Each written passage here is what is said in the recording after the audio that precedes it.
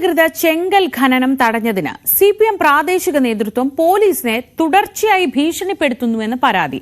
എറണാകുളം പിറവം മണീട് പഞ്ചായത്തിലെ ഏഴക്കര നാട്ടിലാണ് ഈ സംഭവം. അനുമതിയില്ലാത്ത ഖനനം തടഞ്ഞതിന് സിപിഎം കൂത്താട്ടുകുളം ഏരിയ സെക്രട്ടറി രാമമംഗലം സിഐയോട് ഭീഷണി സ്വരത്തിൽ സംസാരിക്കുന്നതിന്റെ ഫോൺ സംഭാഷണവും ന്യൂസ് 18 ലഭിച്ചു. ജിയോളജി വകുപ്പിന്റെ അനുമതിയില്ലാതെയാണ് നാളുകളായി പിറവം മണീട് പഞ്ചായത്തിലെ ഏഴക്കർനാട്ടിൽ ചെങ്കല് ഖനനം നടന്നിരുന്നത്. ഏഴക്കർനാട് പള്ളിക്ക് സമീപം അമ്പലംതകിടി ഭാഗത്ത് സ്വകാര്യ വ്യക്തിയുടെ ഉടമസ്ഥതയിലുള്ള 4 ഏക്കറോളം വരുന്ന സ്ഥലത്തായിരുന്നു ഖനനം. രഹസ്യവിവരത്തെ തുടർന്നാണ് രാമമംഗലം സിഐയുടെ നേതൃത്വത്തിൽ സ്ഥലത്ത് പരിശോധന നടത്തിയത്. കല്ല് വെട്ടിക്കൊണ്ടുന്ന സമയത്താണ് ഞങ്ങൾ അവിടെ പോയി കണ്ടതും ഒരു JCBയും പിന്നെ 2 വണ്ടി. ഒന്ന് ഈ വെട്ടിയ കല്ല് വെട്ടിയ ഈ മൺകല്ല് കയറ്റി വച്ചിരിക്കുന്ന ഒരു വണ്ടി, പിന്നെ അല്ലാതെ ഒരു മണ്ണ് വണ്ടി, പിന്നെ 5 ട്രില്ലറുകൾ, ഇത് വെട്ടാൻ ഉപയോഗിച്ച 5 ട്രില്ലർ. ഇത്രയാണ് നമ്മൾ പിടിച്ചെടുത്ത് അത് കളക്ടർക്ക് കൈമാറിയിട്ടുണ്ട്. എന്നാൽ ചെങ്കല് ഖനനത്തിനെതിരെ നടപടിയെടുത്ത സിഐയെ സിപിഎം ഏരിയ സെക്രട്ടറി നിരന്തരം ഭീഷണിപ്പെടുത്തുന്നെന്നാണ് പരാതി. CPM Koothattukulam area secretary PB രതീഷിന്റെ ഫോൺ സംഭാഷണം ന്യൂസ് 18 ലഭിച്ചു. നമസ്കാരം, PB രതീഷാണ്. പറയണം. ഇവിടെ വന്ന് താനെന്തോ അനാവശ്യം പറഞ്ഞതിനെ പറ്റി. ആര് പറഞ്ഞു? ഏഴക്കനാട് വന്ന്. ഏഴക്കനാട് വന്നിട്ടെന്തോ അനാവശ്യം പറ്റി പറഞ്ഞെന്ന് ഞാൻ ഇങ്ങനെ കേട്ടു. നിങ്ങളെ കുറിച്ച് ഞാൻ അനാവശ്യം പറഞ്ഞില്ല. നിങ്ങളെ കുറിച്ച് എനിക്ക് അനാവശ്യം പറയേണ്ട കാര്യമില്ലല്ലോ. ബന്ധമൊന്നുമില്ലല്ലോ. അല്ല, ഇതും താൻ തന്നെ പണി ചെയ്ത പോലെ ഈ നാട്ടിൽ പറഞ്ഞ ആവശ്യമില്ലാത്ത വർത്താനം പണിയതിനാ. ഞാൻ എന്താ ആവശ്യമില്ലാത്ത പറഞ്ഞാ? നിങ്ങളെന്താ അറിഞ്ഞത്?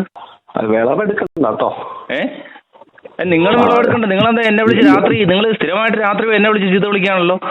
നിങ്ങൾ മുമ്പ് എന്നെ വിളിച്ച് മോശമായിട്ടല്ല പറഞ്ഞത്. ഞാൻ FIR എടുത്ത് കാണിച്ചു തരാം. PB രതീഷിന്റെ നിരന്തരമുള്ള ഭീഷണിയെക്കുറിച്ച് മേലുദ്യോഗസ്ഥരെ അറിയിച്ചിട്ടുണ്ട്. തീരുമാനമനുസരിച്ച് നടപടികളിലേക്ക് കടക്കുമെന്നും SHO അറിയിച്ചു. ഞാൻ ആ വിവരം എന്നെ ഭീഷണിപ്പെടുത്തിയവരെ എന്റെ മേലുദ്യോഗസ്ഥരെ SP-യും DVSP-യൊക്കെ അറിയിച്ചിട്ടുണ്ട് ഈ കാര്യം. കല്ലുവെട്ടാനും കടത്തുവാനും ഉപയോഗിച്ചിരുന്ന 4 ട്രാക്ടറുകളും 2 ലോറികളും മണ്ണ് മാറ്റാൻ ഉപയോഗിച്ചിരുന്ന JCBയും പോലീസ് പിടിച്ചെടുത്തിട്ടുണ്ട്. ലോറികളിൽ ഒന്നിൽ കല്ലും മറ്റൊന്നിൽ മണ്ണുമായിരുന്നു. അനധികൃതമായി എംസാൻഡ് കടത്തിയ 2 ലോറികളും പോലീസ് പിടികൂടിയിട്ടുണ്ട്. പിടിച്ചെടുത്ത വാഹനങ്ങൾ റവന്യൂ വകുപ്പിന് നൽകുമെന്ന് പോലീസ് അറിയിച്ചു. ന്യൂസ് 18 കൊച്ചി. തൃത്താല പടിഞ്ഞാറങ്ങാടിയിൽ ജനങ്ങൾക്ക് അപകട ഭീഷണി ഉയർത്തി ബസ് കാത്തിരിപ്പ് കേന്ദ്രത്തിനായി സ്ഥാപിച്ച ഭാഗങ്ങൾ പൊളിച്ചു നീക്കി പുനർനിർമ്മാണം ആരംഭിച്ചു. മാനദണ്ഡങ്ങൾ ലംഘിച്ചാണ് ബസ് കാത്തിരിപ്പ് കേന്ദ്രം നിർമ്മിക്കുന്നതെന്ന് പരാതി ഉയർന്നതിനെ തുടർന്നാണ് നടപടി. പടിഞ്ഞാറങ്ങാടി കൂറ്റനാട് റോഡിൽ ആരംഭിച്ച ബസ് കാത്തിരിപ്പ് കേന്ദ്രത്തിനായുള്ള നിർമ്മാണത്തിലാണ് അപാകതയെന്ന ആരോപണമുയർന്നത്. പൊതുമരാമത്ത് റോഡ് കുത്തിപ്പൊളിച്ച് താബൂക്ക് കൊണ്ട് അടിത്തറ നിർമ്മിച്ചതോടെ വലിയ അപകടങ്ങൾക്ക് വഴിവെക്കുന്ന അവസ്ഥയായി. ജനങ്ങൾക്ക് റോഡിൽ കയറി നടക്കേണ്ട ഗതികേടായി. മാനദണ്ഡങ്ങളെല്ലാം കാറ്റിൽ പറത്തിയാണ് പുതിയ ബസ് കാത്തിരിപ്പ് കേന്ദ്രം നിർമ്മിച്ചുകൊണ്ടിരിക്കുന്നതെന്ന ആക്ഷേപവും ഉയർന്നു. ഇതോടെയാണ് അധികൃതരുടെ ഭാഗത്തുനിന്ന് നടപടി തുടങ്ങിയത്. നിലവിൽ ബസ് കാത്തിരിപ്പ് കേന്ദ്രത്തിനായി റോഡിനോട് ചേർന്ന് നടത്തിയ നിർമ്മാണങ്ങൾ പൊളിച്ചു നീക്കാൻ തുടങ്ങി. തൃത്താല പൊതുമരാമത്ത് അസിസ്റ്റന്റ് എഞ്ചിനീയറാണ് വിഷയത്തിൽ നടപടി സ്വീകരിച്ചത്. പടിഞ്ഞാറങ്ങാടിയിൽ എടപ്പാൾ റോഡിലും കൂറ്റനാട് റോഡിലും ബസ് കാത്തിരിപ്പ് കേന്ദ്രത്തിന് നിർമ്മാണം പുരോഗമിക്കുന്നുണ്ട്. മന്ത്രി MP രാജേഷിന്റെ പ്രാദേശിക വികസന ഫണ്ട് വിനിയോഗിച്ചാണ് മണ്ഡലത്തിലെ 6 കേന്ദ്രങ്ങളിൽ ബസ് കാത്തിരിപ്പ് കേന്ദ്രം നിർമ്മിക്കുന്നത്. ന്യൂസ് 18 പാലക്കാട്. തൃത്താലയിൽ ലോറിയും കാറും കൂട്ടിയിടിച്ച അപകടം. മല റോഡിൽ പെട്രോൾ പമ്പിന് മുൻവശം ഇന്നലെ വൈകുന്നേരത്തോടെയാണ് അപകടമുണ്ടായത്. തൃത്താലയിൽ നിന്ന് വന്ന ലോറിയും മല റോഡിൽ നിന്ന് വരികയായിരുന്ന കാറും തമ്മിൽ കൂട്ടിയിടിക്കുകയായിരുന്നു. അപകടത്തിൽ ആർക്കും പരിക്കില്ല. നിർമ്മാണം പൂർത്തിയായി 2 മാസത്തിനുള്ളിൽ ഒരു റോഡ് തകർന്നിരിക്കുന്നു. പാലക്കാട് ഓങ്ങല്ലൂർ കാരക്കാട് റെയിൽവേ സ്റ്റേഷൻ റോഡാണ് തകർന്നത്. റോഡ് തകർന്നതിനെ തുടർന്ന് നാട്ടുകാരുടെ ഭാഗത്തുനിന്ന് പ്രതിഷേധം ശക്തമാണ്. ഏറെ നാൾ തകർന്നുകിടന്ന റോഡ് അടുത്തിടെയാണ് നവീകരിച്ചത്. 2 മാസമാകുമ്പോഴേക്കും വീണ്ടും തകർന്നതാണ് പ്രദേശവാസികളുടെ പ്രതിഷേധത്തിന് കാരണം. കാരക്കാട് റെയിൽവേ സ്റ്റേഷന് മുന്നിലൂടെയുള്ള റോഡാണ് തകർന്നത്. റെയിൽവേ ഫണ്ട് ഉപയോഗിച്ചായിരുന്നു നിർമ്മാണം. നിർമ്മാണത്തിൽ അഴിമതിയുണ്ടെന്നും വിജിലൻസ് അന്വേഷിക്കണമെന്നും കോൺഗ്രസ് ആവശ്യപ്പെട്ടു. പൂർത്തീകരിച്ച 2 മാസമാകുമ്പോഴേക്കും ഇത്തരം മെറ്റൽ അടർന്നു വന്ന ഈ പ്രവൃത്തിക്കെതിരെ മണ്ഡലം കോൺഗ്രസ് കമ്മിറ്റിയുടെ നേതൃത്വത്തിൽ ഇന്നലെ തന്നെ ബന്ധപ്പെട്ട അധികാരികൾക്ക് നിവേദനം നൽകുകയും ആയതിന് തക്കതായ ഒരു പരിഹാരമുണ്ടായില്ലെങ്കിൽ വിജിലൻസ് അന്വേഷണം ഉൾപ്പെടെയുള്ള മാർഗങ്ങൾക്ക് നമ്മൾ നിവേദനം നൽകുകയും ശക്തമായ സമരപരിപാടികളുമായി മുന്നോട്ട് പോകുമെന്നും ഈ അവസരത്തിൽ സൂചിപ്പിച്ചുകൊണ്ട് സംഭവത്തിൽ കോൺഗ്രസ് റെയിൽവേക്ക് പരാതി നൽകി. കരാറുകാരനുമായി ബന്ധപ്പെടാനാകുന്നില്ലെന്നാണ് വിശദീകരണം. ഇത് പണി കഴിഞ്ഞിട്ട് ഏകദേശം 2 മാസത്തോളമായിട്ടില്ല. 200ഓളം മീറ്റർ റോഡാണ് കോൺക്രീറ്റ് ചെയ്തിട്ടുള്ളത്. അതിന്റെ ആ കോൺക്രീറ്റ് ചെയ്ത മുഴുവൻ ഭാഗങ്ങളും അടർന്നു പോയി കല്ല് പുറത്തു വന്നിരിക്കുകയാണ്. അപ്പോൾ കോൺട്രാക്ടർ തട്ടിക്കൂട്ട് പണി ചെയ്ത് വേണ്ട സിമെന്റും ഒന്നും കൂട്ടാതെ ചെയ്തതുകൊണ്ടാണ് ഈ 2 മാസം കൊണ്ട് തന്നെ ഇത് റോഡ് ഇങ്ങനെ കേടുവന്നു പോയത്. 200 മീറ്ററാണ് പ്രവർത്തികൾ നടപ്പാക്കിയത്. കാരക്കാട് നിന്നും വാടാനാംകുറിശി, ചേരിക്കൽ എന്നിവിടങ്ങളിലേക്ക് എളുപ്പത്തിൽ എത്താവുന്ന പാത കൂടിയാണിത്. ന്യൂസ് 18 പാലക്കാട്. ജനവാസ മേഖലയിലെ വന്യമൃഗങ്ങളുടെ സാന്നിധ്യം വലിയ പ്രശ്നമുണ്ടാക്കുന്ന ഒരു കാര്യമാണ്. ഇത് നേരത്തെ അറിയാൻ പാലക്കാട് ഫോറസ്റ്റ് ഡിവിഷനിൽ ഏർലി വാർണിംഗ് സിസ്റ്റം നടപ്പാക്കി. ഒലവക്കോട്, വാളയാർ പഞ്ചായത്ത് റേഞ്ചുകളിലാണ് പെരിമീറ്റർ ഡിറ്റക്ഷൻ സാങ്കേതികവിദ്യ സ്ഥാപിച്ചിരിക്കുന്നത്. വനാതിർത്തികളിൽ വന്യജീവി ശല്യം രൂക്ഷമാണ്. വന്യജീവികളുടെ സാന്നിധ്യം മുൻകൂട്ടി അറിയുന്നതിനും ആക്രമണം ഇല്ലാതാക്കാനുമാണ് പുതിയ സംവിധാനം ഏർപ്പെടുത്തിയത്. പാലക്കാട് ഫോറസ്റ്റ് ഡിവിഷനിലാണ് AI സാങ്കേതിക വിദ്യയുടെ സഹായത്തോടെ ഏർലി വാർണിംഗ് സിസ്റ്റം സ്ഥാപിച്ചത്. വന്യമൃഗങ്ങൾ ജനവാസ മേഖലയിലേക്ക് ഇറങ്ങി വരുന്നുണ്ടോ എന്ന് ഇതിലൂടെ അറിയാനാകും. മന്ത്രി AK ശശീന്ദ്രൻ ഉദ്ഘാടനം നിർവഹിച്ചു.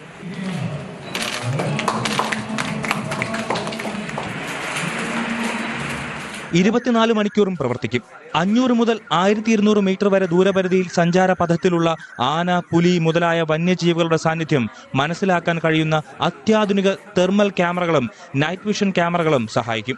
വന്യജീവികളുടെ വിവരങ്ങൾ കേന്ദ്രീകൃത കൺട്രോൾ റൂമിലെത്തിച്ച് വിശകലനം ചെയ്യും.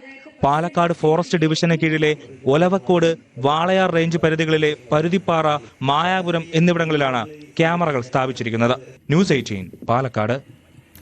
പെരിയാർ കടുവ സങ്കേതത്തിനുള്ളിൽ സ്ഥിതി ചെയ്യുന്ന ചരിത്രപ്രസിദ്ധമായ മംഗളാദേവി ക്ഷേത്രത്തിലെ ചിത്ര പൗർണമി ഉത്സവം 10,000ങ്ങൾക്ക് ദർശന പുണ്യമായി. ചൈത്രമാസത്തിലെ ചിത്ര പൗർണമി നാളിൽ മാത്രമാണ് ക്ഷേത്രം ഭക്തർക്കായി തുറക്കുന്നത്. പുരാതന കണ്ണകി ക്ഷേത്രമായ മംഗളാദേവിയിലേക്ക് പുലർച്ചെ മുതൽ കേരളത്തിൽ നിന്നും തമിഴ്നാട്ടിൽ നിന്നുമായി ഭക്തരും സഞ്ചാരികളും ഒഴുകിയെത്തുകയായിരുന്നു. കേരളവും തമിഴ്നാടും സംയുക്തമായാണ് മംഗളാദേവി ക്ഷേത്രത്തിലെ ചിത്ര പൗർണമി ഉത്സവം നടത്തിയത്. 1000-ലധികം വർഷം പഴക്കമുള്ള ക്ഷേത്രത്തിലെ ഉത്സവ നാളിൽ ഒരേ സമയം കേരള, തമിഴ്നാട് ശൈലികളിലെ പൂജകൾ നടന്നു. അടുത്തടുത്ത 2 ശ്രീകോവിലുകളിലും മംഗളാദേവി പ്രതിഷ്ഠയാണുള്ളത്. ഇരു കോവിലുകളിലും വെളുപ്പിനെ 5 മണിയോടെ നട തുറന്ന് ആചാര ചടങ്ങുകൾ ആരംഭിച്ചു. ആദ്യം ശ്രീകോവിലിലും ഉപദേവതാ പ്രതിഷ്ഠകളായ ഗണപതി, ശിവപാർവതി സങ്കല്പത്തിലുള്ള പെരുമാൾ കോവിലുകളിലും കേരള രീതിയിലുള്ള പൂജകളാണ് നടത്തിയത്. അഭിഷേക, അലങ്കാര പൂജകളോടെ ആരംഭിച്ച ക്ഷേത്ര ചടങ്ങുകളിൽ ഗണപതി ഹോമം, പ്രസന്ന പൂജ, ഉച്ചപൂജ എന്നിവ നടന്നു. തൊട്ടടുത്തുള്ള ശ്രീകോവിലിൽ തമിഴ്നാട് രീതിയിലുള്ള പൂജാവിധികളാണ് നടത്തിയത്. வருடத்திற்கு ஒரு முறை சித்ரா பௌர்ணமி முழு நிலவு அன்று மட்டுமே இங்கு தரிசனத்திற்காக பொதுமக்கள் அனுமதிக்கப்படுகிறார்கள். அப்போது எல்லோரும் இங்கு வழங்கி செல்கிறார்கள். ஓங்குக கண்ணகியின் புகழ், வளர்க நம் மூதாதை. ഇടുക്കി, തേനി ജില്ലാ ഭരണകൂടങ്ങളുടെ നേരിട്ടുള്ള മേൽനോട്ടത്തിൽ കേരള, തമിഴ്നാട് പോലീസ്, റവന്യൂ, വനം വകുപ്പ്, എക്സൈസ്, മോട്ടോർ വാഹന വകുപ്പ്, ആരോഗ്യം, അഗ്നിരക്ഷാ സേന അധികൃതർ സംയുക്തമായാണ് ചിത്ര പൗർണമി ഉത്സവം നടത്തിയത്. Thiruvithamkoor Devaswom board president PS Prasanth ഉൾപ്പെടെയുള്ളവർ മംഗളാദേവിയിലെത്തിയിരുന്നു. കഴിഞ്ഞ തവണത്തേക്കാൾ കൂടുതൽ ഭക്തരാണ് ഇത്തവണ ദർശനം നടത്തിയത്. ചെക്ക് പോസ്റ്റിൽ വാഹനങ്ങൾ പരിശോധിച്ചാണ് മലമുകളിലേക്ക് ഭക്തരെ കയറ്റിവിട്ടത്. ന്യൂസ് 18 ഇടുക്കി.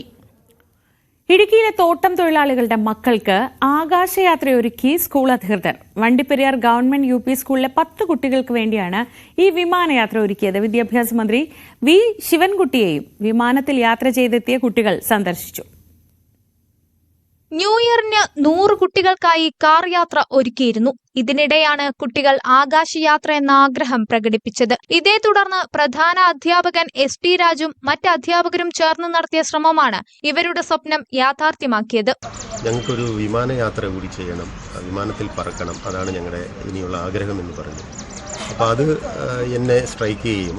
ആ ഒരു വാർത്ത ഞാൻ ഈ കുട്ടികളെ കുറച്ച് പേരെ അങ്ങനെ ഒരു വിമാനത്തിൽ കൊണ്ടുപോകാം എന്ന് തീരുമാനിക്കുകയും, വിമാനയാത്ര എന്ന് പറയുമ്പോൾ അതിന് ചിലവ്, ടിക്കറ്റ് ഫെയറൊക്കെ കൂടുതലാണ്. അപ്പോൾ കുറച്ച് ഈ സ്കൂളിൽ പഠിച്ച പൂർവ്വ വിദ്യാർത്ഥികൾ മറ്റുള്ള ആളുകളെ സമീപിച്ചു. അങ്ങനെ ഒരു 11 പേര് നമുക്ക് വിമാനയാത്രയ്ക്ക് കുട്ടികളെ സെലക്ട് ചെയ്തു. ആ 11 പേർക്ക് സ്പോൺസർ കണ്ടെത്തി. അങ്ങനെയാണ് നമ്മൾ ഈ വിമാനയാത്ര റെഡിയായത്. യാത്രാ ചെലവുകൾക്ക് പുറമേ നിന്നുള്ള വ്യക്തികളിൽ നിന്നും സഹായം തേടി. വിമാനയാത്ര എന്ന ആഗ്രഹം പറയുമ്പോൾ ഇത്ര വേഗം നടപ്പാകുമെന്ന് പ്രതീക്ഷിച്ചിരുന്നില്ലെന്ന് വിദ്യാർത്ഥികൾ പറയുന്നു. ചുമ്മാ വെറുതെ ആയിപ്പോയത് ഞങ്ങളുടെ വിമാനയാത്ര എന്ന് പറഞ്ഞുകൊണ്ട് ഞങ്ങളൊരു സന്ദേശമായിട്ട് കൂടിയാണ് ഞങ്ങൾ വിമാനയാത്രയ്ക്ക് പോയത്. ലഹരി വിരുദ്ധ സന്ദേശത്തോട് കൂടിയാണ് ഞങ്ങൾ വിമാനയാത്ര നൽകിയത്.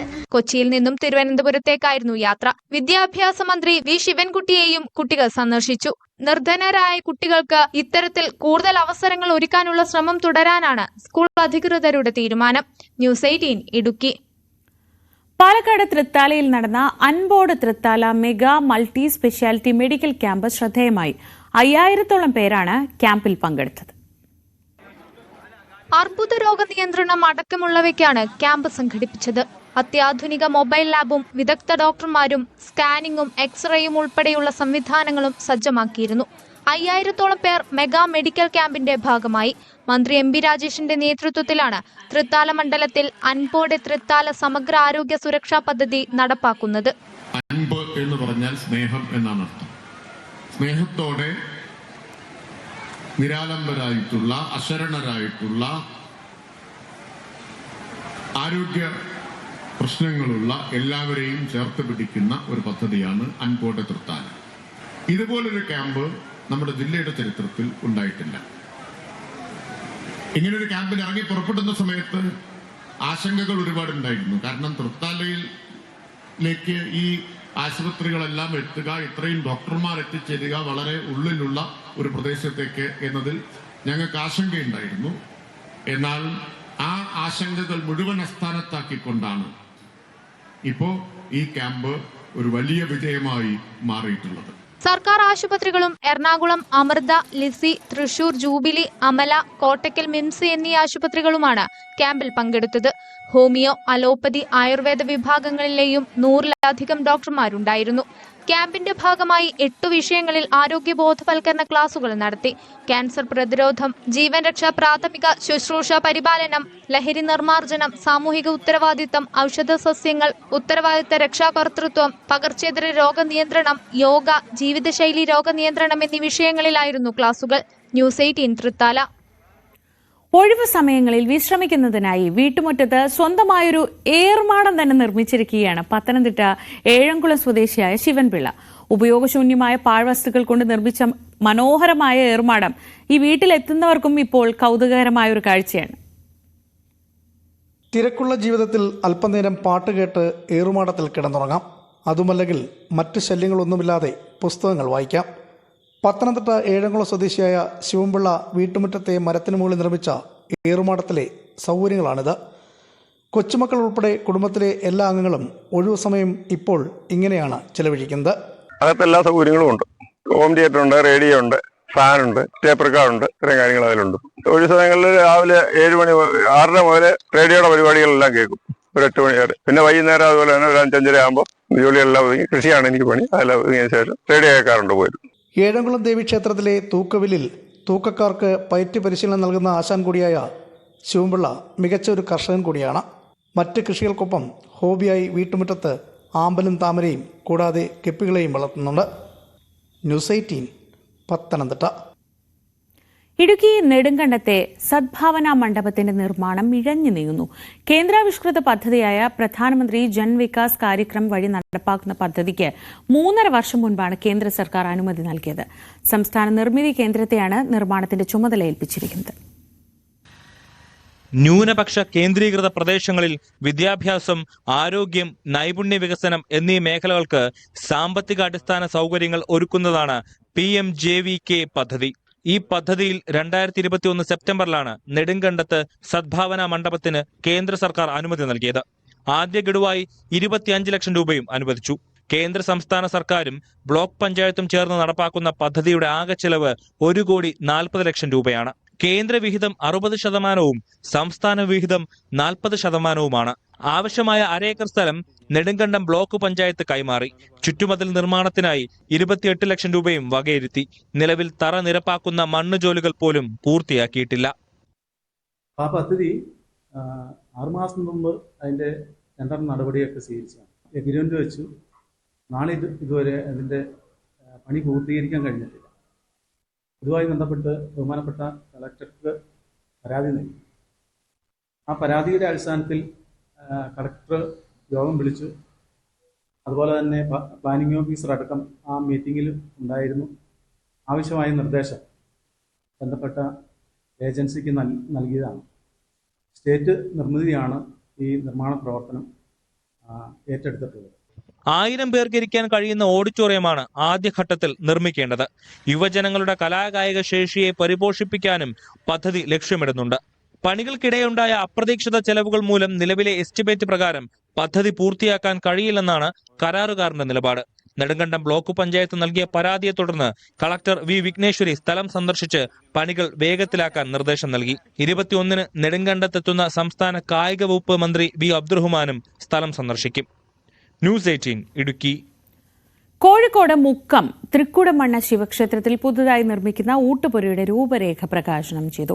Mukkam higher secondary school manager Valsan മഠത്തിൽ പ്രകാശനം നിർവഹിച്ചു. പുതിയ ഊട്ടുപുര വരുന്നതോടെ അന്നദാനം, കഞ്ഞിപ്പാർച്ച എന്നിവയ്ക്കും അടക്കം ഭക്ഷണം നൽകാനുള്ള സൗകര്യമാകും. 55 ലക്ഷം രൂപ ചെലവഴിച്ച് 5500 സ്ക്വയർ ഫീറ്റ് വിസ്തൃതിയിലാണ് ഊട്ടുപുര നിർമ്മിക്കുന്നത്. നിപ്പ ബാധിച്ച് ചികിത്സയിൽ കഴിയുന്ന യുവതിയുമായി സമ്പർക്കം പുലർത്തിയവരുടെ പട്ടികയിലുള്ള 42 പേരുടെ പരിശോധനാ ഫലവും നെഗറ്റീവ്. പൂനെ വൈറോളജി ഇൻസ്റ്റിറ്റ്യൂട്ടിലെ പരിശോധനാ ഫലമാണ് പുറത്തുവന്നത്. സ്ഥിതിഗതികൾ വിലയിരുത്താൻ മലപ്പുറം വളാഞ്ചേരി നഗരസഭാ ചെയർമാൻ അഷ്റഫ് അമ്പലത്തിങ്ങലിന്റെ അധ്യക്ഷതയിൽ വളാഞ്ചേരി PHCയിൽ യോഗം ചേർന്നു. നിപ്പ വൈറസ് ബാധിത പ്രദേശത്തെ രോഗവ്യാപന സാധ്യത കണ്ടെത്തുന്നതിനായി ആരോഗ്യവകുപ്പ് വളാഞ്ചേരി നഗരസഭയിലെ 1, 2, 3, 4, 33 വാർഡുകൾ കേന്ദ്രീകരിച്ച പരിശോധന ഊർജിതമാക്കിയിരുന്നു. രോഗത്തിന്റെ പ്രഭവ കേന്ദ്രം കണ്ടെത്തുകയും ഗൃഹകേന്ദ്രീകരണ ബോധവൽക്കരണം ശക്തിപ്പെടുത്തുകയുമാണ് ഇതിലൂടെ ലക്ഷ്യമിട്ടിരിക്കുന്നത്.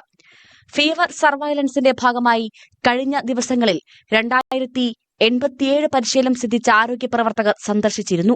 6000-ലധികം വീടുകൾ സന്ദർശിച്ചതിൽ 42 പേർക്ക് പനിയുള്ളതായി സ്ഥിരീകരിച്ചു. 87% ഹൌസ് വിസിറ്റ് പൂർത്തിയാക്കുകയും ചെയ്തു. നിരോധിത മേഖലയിൽ പാലിക്കേണ്ട പൊതുജനാരോഗ്യ മര്യാദകളെക്കുറിച്ചും മറ്റു നിയന്ത്രണ മാർഗങ്ങളെക്കുറിച്ചും മൈക്ക് പ്രചാരണവും കഴിഞ്ഞ ദിവസങ്ങളിൽ നടത്തുകയുണ്ടായി. നിപ്പയിൽ ആശങ്കപ്പെടേണ്ട സാഹചര്യമില്ലെന്നും ഭയാനകരമായ സ്ഥിതിവിശേഷം ഇപ്പോൾ ഇല്ലെന്നും യോഗത്തിൽ ചെയർമാൻ പറഞ്ഞു. ആശങ്കപ്പെടേണ്ട ഒരു സാഹചര്യവും ഇന്നില്ല എന്നുള്ളതാണ് പ്രത്യേകത. തീർച്ചയായിട്ടും അതിൻ്റെ ഒരു പ്രാധാന്യം ഉൾക്കൊണ്ട് തന്നെയാണ് ആരോഗ്യവകുപ്പ് മന്ത്രി തന്നെ മലപ്പുറത്ത് ക്യാമ്പ് ചെയ്തുകൊണ്ടുള്ള പ്രവർത്തനങ്ങൾക്ക് നേതൃത്വം നൽകി. നിപ പൂർണ്ണമായും ഇല്ലാതാകുന്നതുവരെ നഗരസഭയുടെ ഭാഗത്തു നിന്നും ആരോഗ്യ പ്രവർത്തകരുടെ ഭാഗത്തു നിന്നും നിരീക്ഷണങ്ങൾ ഉണ്ടാകും.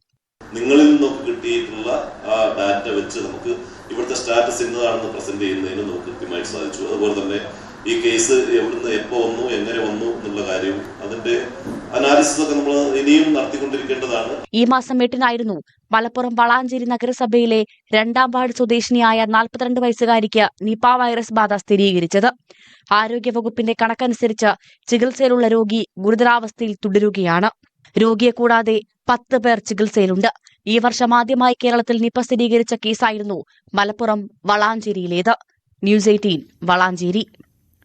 ദേശീയപാത 66 നിർമ്മാണത്തിനിടെ കാസർഗോഡ് ചെറുവത്തൂർ മട്ടലായിയിൽ കുന്നിടിഞ്ഞ സംഭവത്തിൽ ഉദ്യോഗസ്ഥ തലത്തിൽ അന്വേഷണം ആരംഭിച്ചു. അപകടസ്ഥലം ജില്ലാ കലക്ടർ കെ ഇമ്പശേഖർ, ജില്ലാ പോലീസ് മേധാവി വിജയഭാരത് റെഡ്ഡി എന്നിവർ സന്ദർശിച്ച് പരിശോധന നടത്തി.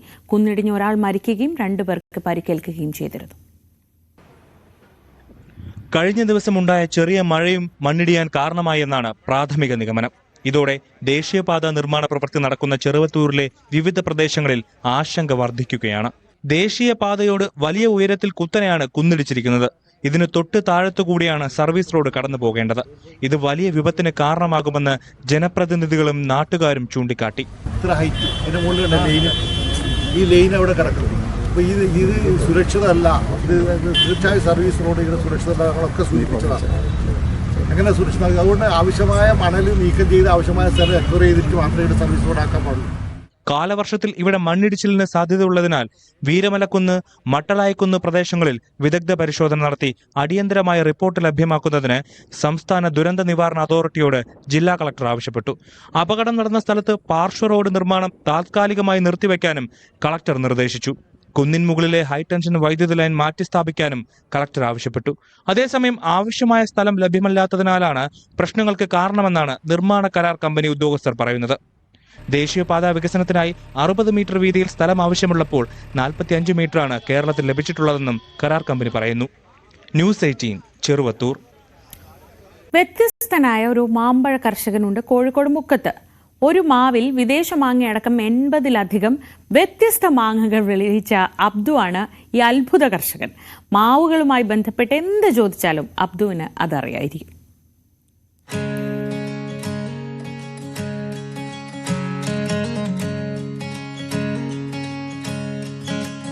കാരശ്ശേരി കറുത്ത പറമ്പിലെ പൊയിലിൽ വീട്ടിലെ കാഴ്ചയാണിത്.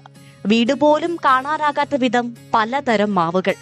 അതിൽ വീട്ടുമുറ്റത്തുള്ള മാവാകട്ടെ മറ്റുള്ളവയിൽ നിന്ന് ഏറെ വ്യത്യസ്തവും.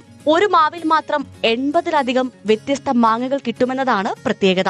അതിൽ സ്വദേശിയും വിദേശ ഇനങ്ങളുമുണ്ട്. തായ്ലൻഡിലെ നാം ഡോഗ്മെയ്, banana mango, American red Palmer തുടങ്ങിയ മാവുകൾക്ക് പുറമെ തായ്വാൻ, കംബോഡിയ എന്നിവിടങ്ങളിൽ നിന്നുള്ള കിങ് ഓഫ് ചക്കപത്ത്, ഗ്രാമ്പൂ, കാറ്റിമോൻ തുടങ്ങിയ വിദേശ ഇനങ്ങളുമുണ്ട്. അബ്ദുവിന്റെ സുഹൃത്ത് ജിജോ ബഹ്റൈനിൽ നിന്നും കൊണ്ടുവന്ന മാവിനുമുണ്ട് വ്യത്യസ്തത. ഏകദേശം 50ഓളം വിദേശ ഇനത്തിൽപ്പെട്ട മാങ്ങകൾ ഇവിടെയുണ്ട്. അതിലേറെയും പേരറിയാത്തവയാണ്. മാവുകളെ കുറിച്ചറിയാൻ നിരവധി രാജ്യങ്ങളിൽ പോയിട്ടുമുണ്ട് അബ്ദു. ഏകദേശം ഒരു 80ഓളം വെറൈറ്റി നമ്മൾ ഗ്രാഫ്റ്റ് ചെയ്തിട്ടുണ്ട്. അതിൽപ്പെട്ട ഒരു മാങ്ങയാണ് ഇത്. ബനാന മാങ്ങോ, ചന്ദ്രകാരന്, കുളമ്പ്, കോട്ടർക്കോളം, നമ്മളിടത്തുള്ള മാക്സിമം വെറൈറ്റി. പിന്നെ പുറത്തുള്ള ഒരുപാട് വിയറ്റ്നാമിൻ്റെ മാവുണ്ട്, VN15, കുറേ പേരറിയാത്ത അറിയാവുന്ന ഒരുപാട് മാങ്ങകൾ. ഏകദേശം 15ഓളം അതിൽ മാങ്ങകൾ ഇവിടെ കായ്ച്ചിട്ടുണ്ട്. ചെറുപ്പം മുതലേ കൃഷിയോട് ഇഷ്ടമുള്ള അബ്ദുറഹ്മാൻ 15 വർഷത്തോളം പ്രവാസിയായിരുന്നു. വിദേശത്തും കൃഷികളിൽ സജീവമായിരുന്നു. പിന്നീട് നാട്ടിലെത്തിയ അബ്ദു മാവിൻ കൃഷിയിൽ ശ്രദ്ധ നൽകുകയായിരുന്നു. ചില ആൾക്കാർക്കൊക്കെ ഉണ്ട് ഇങ്ങനെ ഭ്രാന്തി, മാവിനോടുള്ള ഭ്രാന്തി ചെറുപ്പത്തിലുള്ളൊരു ശീലമാണ്. ഇത് ഏകദേശം ഒരു 80ഓളം വെറൈറ്റി ഇതിമേൽ ഗ്രാഫ്റ്റ് ചെയ്ത് പറഞ്ഞില്ല. ഇത് മൊത്തത്തിൽ 125 വെറൈറ്റി നിലത്ത് പ്ലാൻ ചെയ്തിട്ടുണ്ട് നമ്മൾ. അതിൽ ഏകദേശം ഇപ്രാവശ്യം ഒരു 28 വെറൈറ്റി മാങ്ങ കായ്ച്ചിട്ടുണ്ട്. ഒരു മാസമായിട്ട് ഇവിടെ മാങ്ങ ഫെസ്റ്റ് നടക്കുന്നുണ്ട്. മാങ്ങ നട്ട് പഠിക്കാൻ ആൾക്കാർക്ക് വരിക. അത് നമ്മൾ പറിച്ചിട്ട് ഒരു ടേബിളിൽ വെക്കുന്നതിന് നല്ലത് മാവിൽ തന്നെ കാണുന്നതാണല്ലോ. പക്ഷെ നമ്മൾ ഈ കായ്ച്ച മാവിൻ്റെ മുകളിൽ നിന്നാണ് കമ്പെടുത്തിട്ട് ഗ്രാഫ്റ്റ് ചെയ്യുക. അപ്പോൾ 100% കേരളത്തിലെ കാലാവസ്ഥയിൽ കായ്ക്കുന്ന മാവുകൾ നമുക്ക് ഉറപ്പിച്ച് പറയാൻ പറ്റും. 120-ലധികം വ്യത്യസ്ത മാങ്ങകൾക്ക് പുറമെ 125-ലധികം മറ്റു വ്യത്യസ്ത പഴവർഗ്ഗങ്ങളും ഇവിടെയുണ്ട്. വിളയുന്നതിൽ 20% പഴങ്ങളും പക്ഷികൾക്കുള്ളതാണ്. വിളവെടുക്കുന്ന ദിവസം കേരളത്തിന്റെ വിവിധ ഭാഗത്തുള്ള സുഹൃത്തുക്കൾ അബ്ദുവിന്റെ വീട്ടിലെത്തും.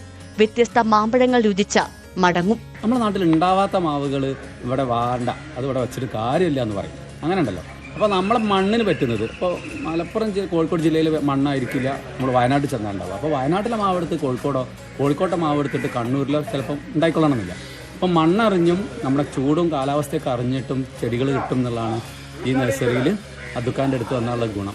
മാവുകളെ കുറിച്ച് കൂടുതൽ അറിയാൻ സാധിച്ചെന്ന് വയനാട്ടിൽ നിന്നും എത്തിയ മാങ്ങാ പ്രേമി ഡോക്ടർ ഫായിസ് പറയുന്നു. ഞാൻ ഈ മാങ്ങാപ്പൊയിൽ ഗ്രൂപ്പിൽ അംഗമാണ്. അപ്പോൾ അബ്ദുക്ക് ഇന്നലെ ഒരു വോയിസ് ഇട്ടിരുന്നു മാങ്ങ ടേസ്റ്റ് ചെയ്യാനുള്ള അവസരം ഉണ്ടെന്ന്. അപ്പോൾ ഇന്ന് രാവിലെ തന്നെ എത്തി. ഒരു 10-30ഓളം വെറൈറ്റി ഇപ്പോൾ ടേസ്റ്റ് ചെയ്തു. അടിപൊളി മാങ്ങകളാണല്ലോ, നല്ല അനുഭവമാണ്.